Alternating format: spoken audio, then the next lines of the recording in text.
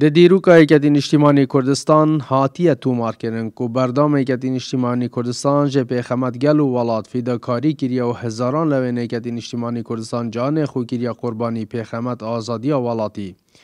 21,000 شهید ایکتین اجتماعی کردستان بخشی دره ولاتی دا که گلک جبن ظلم و زورداری بهت آزاد کرن دا که گلک ناسنمان تاوه بو بزوری تاوه لورا چیان کردستان بخینا پیشمگین ایکتین اجتماعی کردستان سور بویا.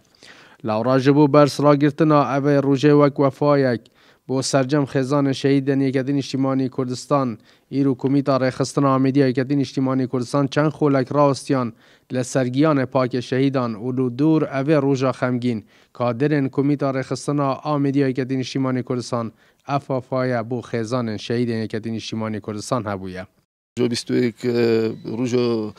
شهید ایکتین اجتماعی کردستان و کفاداریه که بو وان شهیدان همسر خود چمینین راستی اووا کری راستی چه جهات ویت امش بیرینه که یعنی و اکود بیشتن همین گودان پیدانیم بکن که وان شورشید وان کریم وان دخوشید وان برین و حتی هاتی نشهید کردن راستی تویت وفاداریه که مال بیرون بری هبیتنو ام دخواست کن و ام امیدین که دوی روزه دا و دوی سال وگرا شهیدان دا خدمت آزاروان شهیدا بده کردن خدمت خزان شهیدا بده کردن دلیون کاری بزاروان شهیدا بین دیدن دلیون خواندن بزاروان شهیدا بین دیدن جبر کوان گیان خکر قربان دا کو آزاد بجین دا کو ولات ما آزاد بجید. هر به هلکفته کادر ایکتین اجتماعی کردستان دخوازن کو پیتیویا سرکرداتی ایکتین اجتماعی کردستان بتر گرنگی به خزان شهیدان بدن.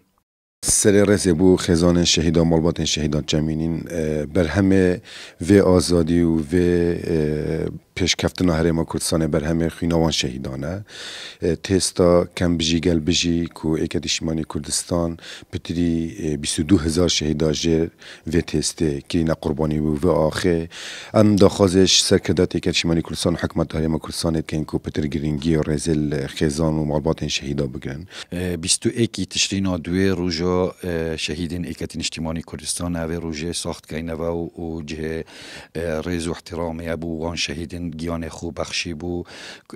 سربخویا کردستان هر واسا دخواست کن جهت پیوندی دار ناف حزبی و ناف حکمت کو بجوه که برستر سح کنه خزان شهیدا